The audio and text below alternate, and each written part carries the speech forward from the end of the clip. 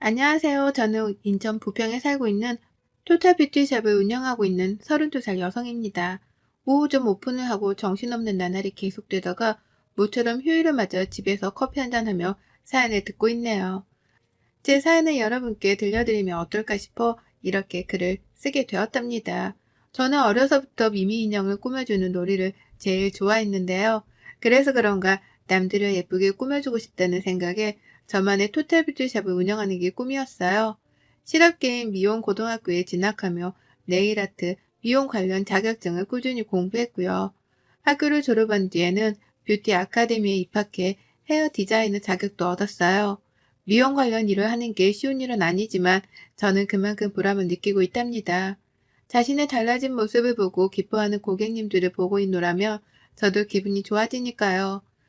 저는 22살이라는 어린 나이에 결혼했습니다.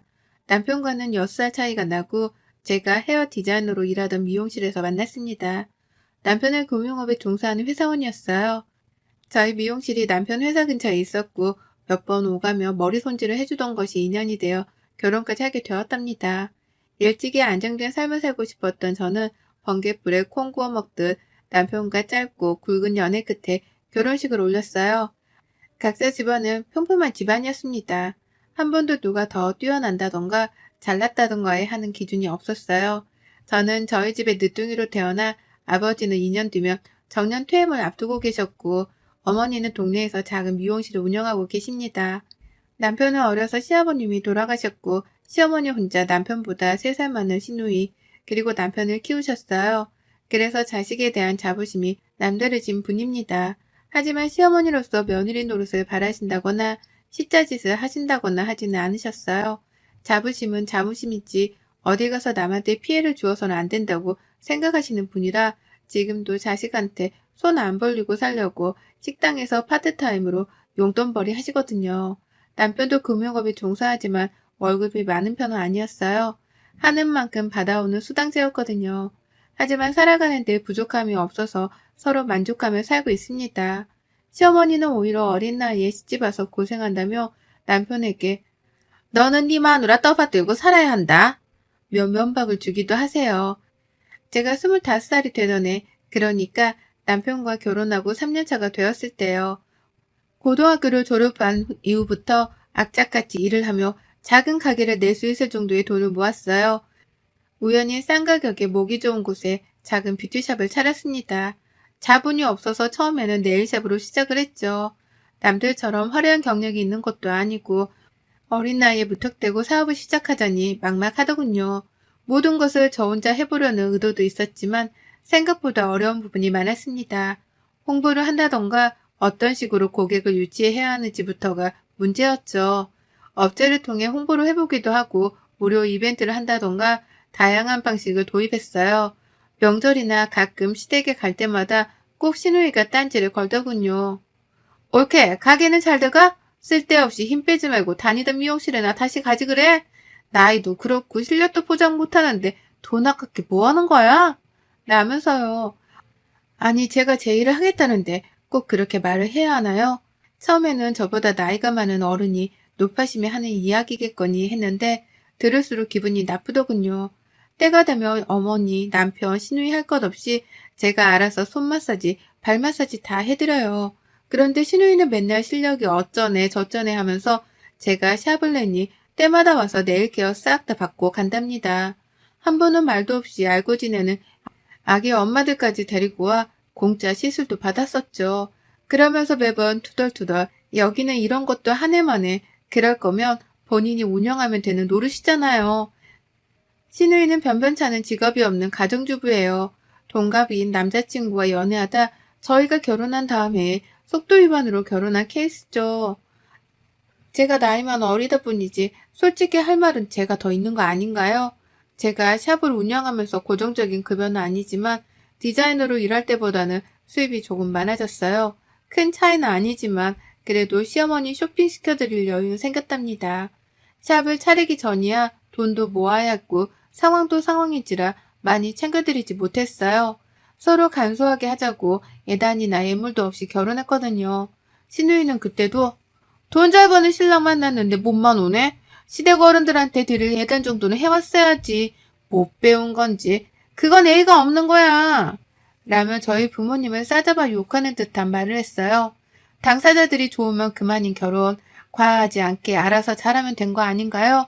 그리고 시아버님이 돌아가셨던 탓에 그닥 챙길 식구들도 없었고 결혼하면서 아무것도 안 하기에 너무한 것 같아서 최소한의 도리를 해야겠기에 어머니께 애단비 명목으로 500만 원 드렸고 신우이한테도 사고 싶은 거 사라며 200만 원 줬어요.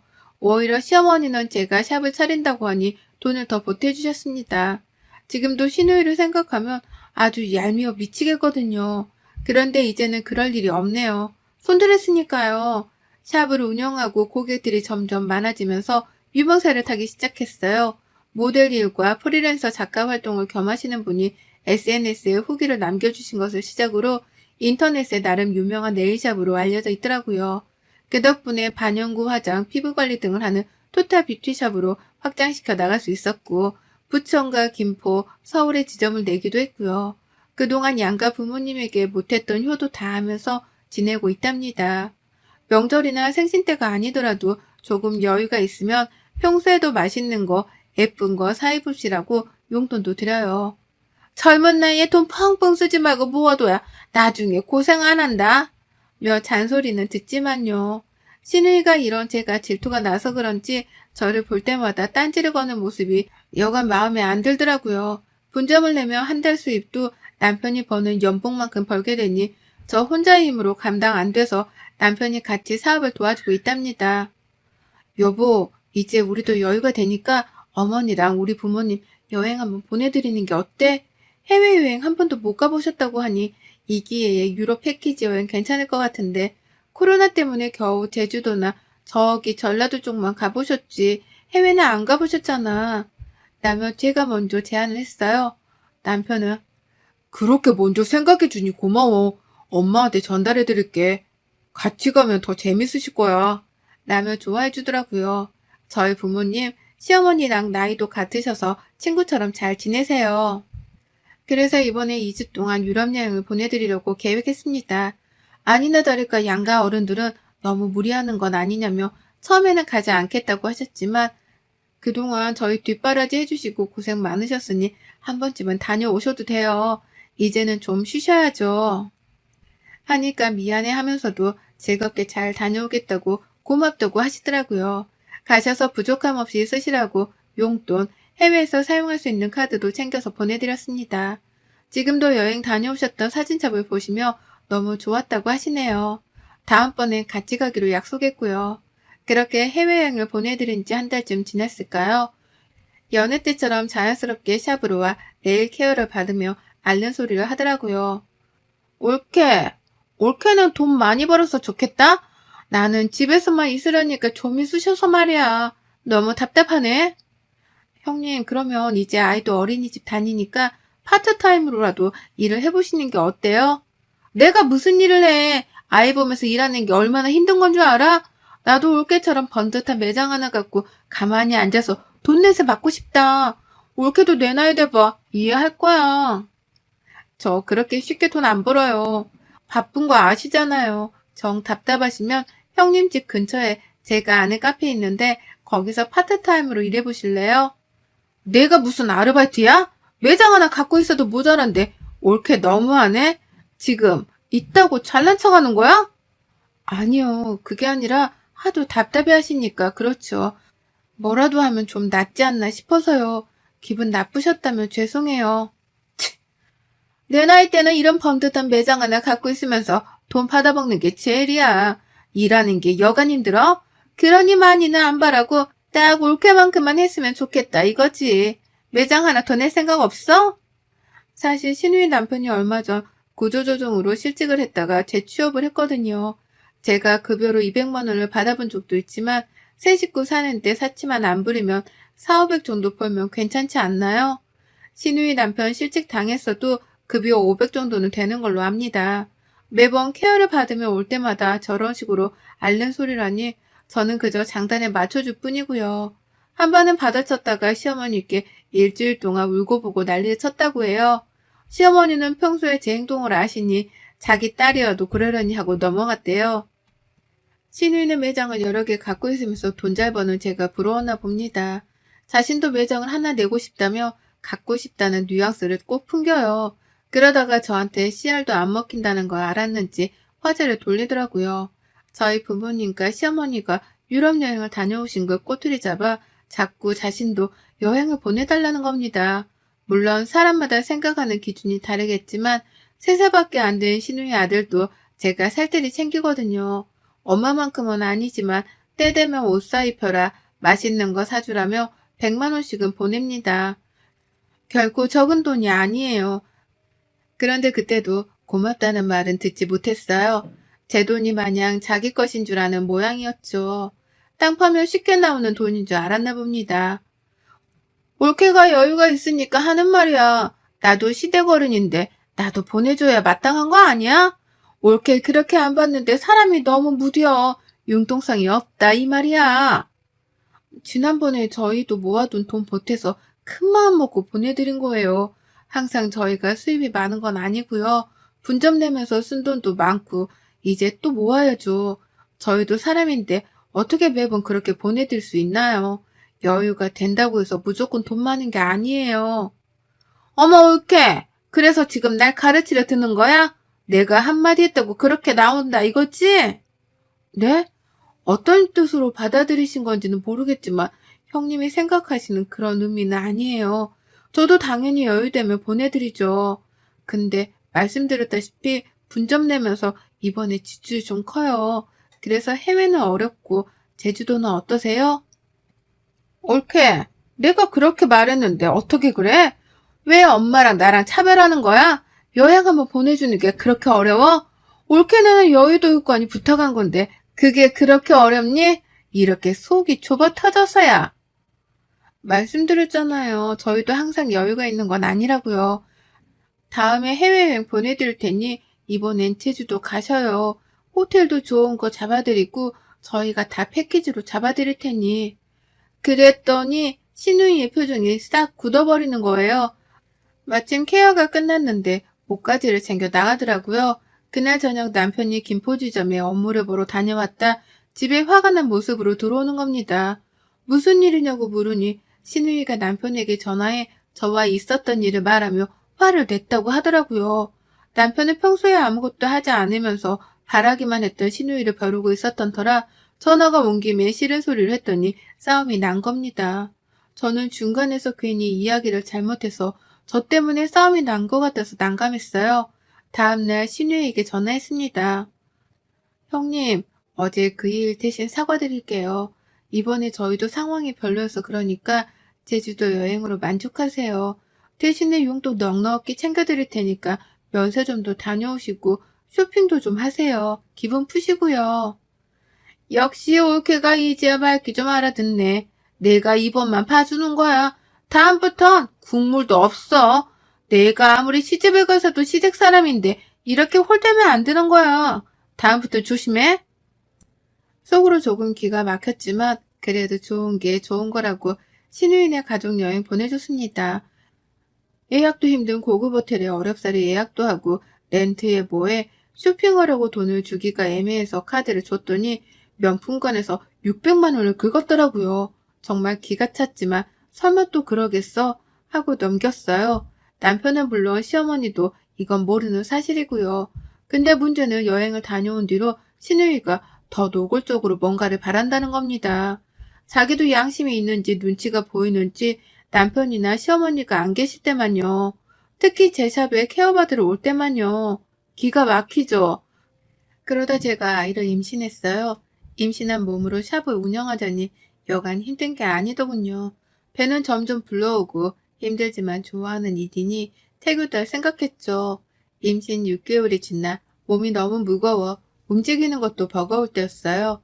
빈혈기도 있었고 컨디션이 별로 좋지 않았는데 신우이한테 연락이 오더라고요. 올케, 이번에 친구가 일본으로 온천여행 갔다 왔는데 그게 좋다더라. 유럽은 아니더라도 일본은 괜찮은 것 같아. 저번에 해외여행 보내준다던 약속 잊지 않았지? 네? 당연하죠. 근데 저번에 제주도 다녀오셨잖아요. 그리고 제가 몸도 몸이지만 컨디션이 너무 안 좋아서요. 혹시 다음에 이야기하면 안 될까요? 뭐? 이런 식으로 떼빼려고 그러지? 내가 모를 줄 알아? 아니, 그렇게 해외여행 보내주기가 힘들어? 내가 차별하지 말랬지? 그렇게 마음 씀씀이가 안 좋으니 몸도 안 좋은 거야. 그러다 얘도 잘못되는 거고, 알아? 네? 말씀 다 하셨어요? 제가 안 보내드린다고 했어요? 지금 저도 임신 중이고 몇 개월 되면 아이도 태어나고 정신없는데 가뜩이나 제가 컨디션이 별로니 다음에 이야기하자고 했잖아요. 왜 그러세요? 말버릇 좀 봐. 어른이 이야기하면 내내 할 것이지. 임신 유세야? 나도 얘 낳았어. 아기용품 구매한 거 보니까 죄다 비싼 거 샀더라. 나 때는 그런 거 없었는데 나 해외여행 보내줄 돈은 없으면서 그렇게 사치 부릴 돈은 있나 보지? 진짜 무슨 거지도 아니고 여유 있으면 있는 만큼 베풀 줄도 알아야지. 거지요? 형님, 말이면 다인 줄 알아요? 형님도 제가 유모차, 카시트 거의 다 사드린 걸로 아는데요. 남편 돈이 아니라 제 돈이에요. 그건 알고 말하세요. 거지라고 하셨어요? 지금까지 제가 다빈이 용돈이라고 드린 돈 그거 다 제 돈이에요. 거지 같다면 형님이 더 거지 같겠죠. 어따 대고 저한테 막말하세요? 제가 더 심한 말해요?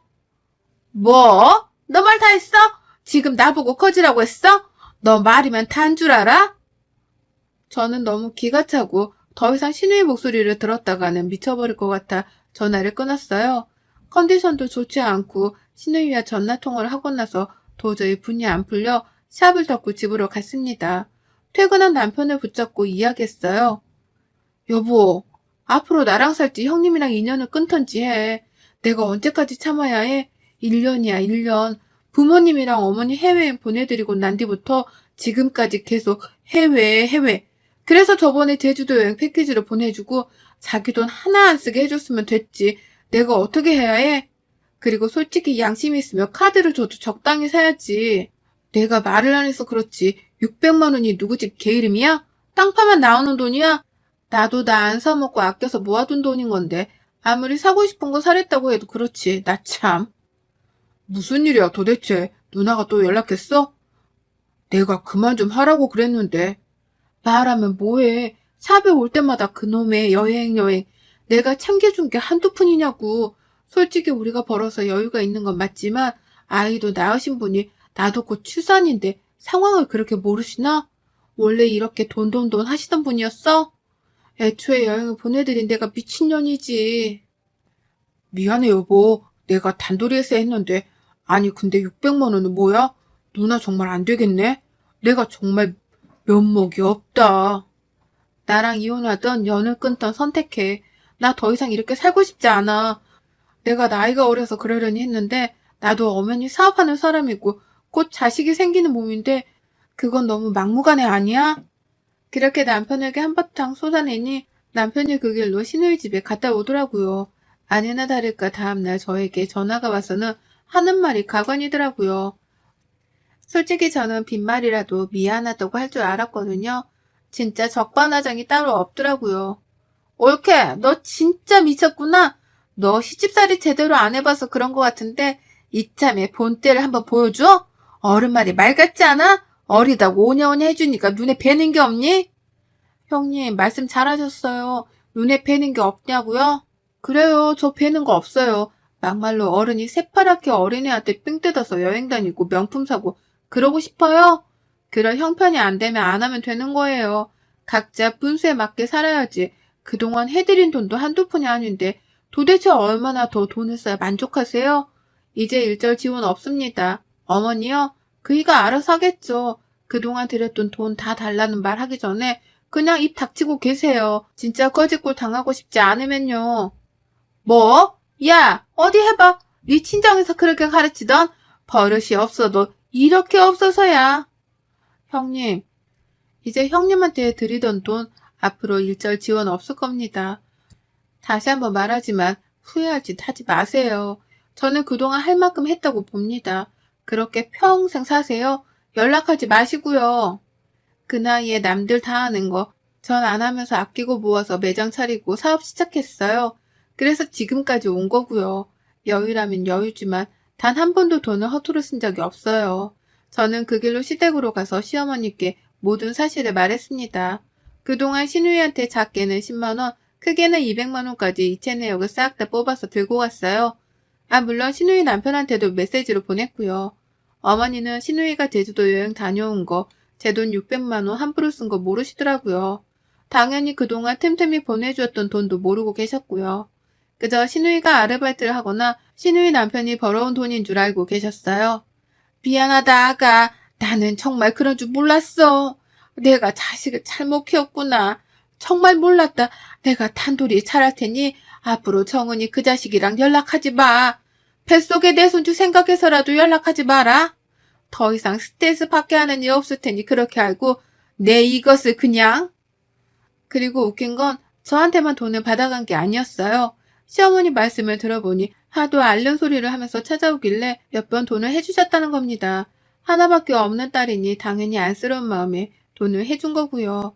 원래 잘 하지도 않지만 혹시나 싶어 신우이의 SNS를 봤어요. 아주 기겁했습니다. 평소 신세한탄을 그렇게 하더니 돈 없다면서 징징거릴 땐 언제고 SNS에는 호텔 조식 뷔페, 명품에 온갖 사진을 다 부렸더라고요. 제 휴대폰을 본 시어머니는 뒷목까지 잡으며 신우이에게 전화해 당장 집으로 오라고 소리쳤고 마침 근처에서 외식을 하고 있던 신우이는 20분 만에 오더군요. 시댁으로 오니 분위기가 싸해진 걸 눈치챘는지 무슨 일이야?